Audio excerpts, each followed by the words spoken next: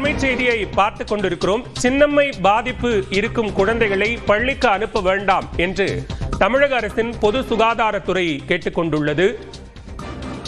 முழுமையாக குணமடைந்த பின்னரே குழந்தைகளை பள்ளிக்கு அனுப்புமாறும் அறிவுறுத்தப்பட்டிருக்கிறது. இது கூடுதல் விவரங்களோடு இணைகிறார் செய்தியாளர் வெங்கட். விவரங்கள்.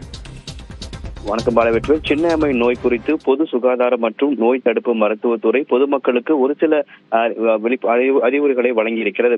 குறிப்பாக பின்பற்ற வேண்டிய நடவடிக்கைகள் குறித்தும் பொது சுகாதாரத்துறை தெரிவித்திருக்கிறது.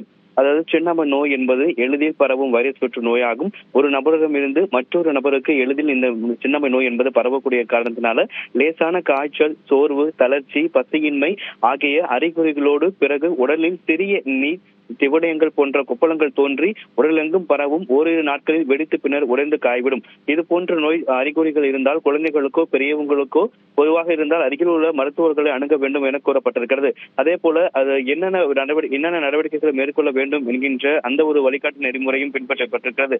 தன் கைகளை சுத்தமாக வைத்திருக்க வேண்டும். இருமல் அல்லது தும்மலின் போது வாய் மற்றும் மூக்கை மூடிக்கொள்ள வேண்டும். நீர்த்தக்கத்து மிகுந்த ஆதாரங்களை, சத்தான உணவுகளை எடுத்துக்கொள்ள வேண்டும். நோய் அறிகுறிகளுடன் யாராவது தோன்றினால் அவர்கள் உடனடியாக அருகில் உள்ள அரசு ஆரம்ப சுகாதார நிலையம் மற்றும் அரசு மருத்துவமனைக்கு செல்ல வேண்டும் எனவும், பாதிக்கப்பட்டவர்களுடைய உடைகள், படுக்கை விரிப்புகள் கிருமி நாசினி கொண்டு சுடு தண்ணீர் சுத்தம் செய்ய வேண்டும் உள்ளிட்ட அறிவுரைகளை வழங்கியிருக்கிறது.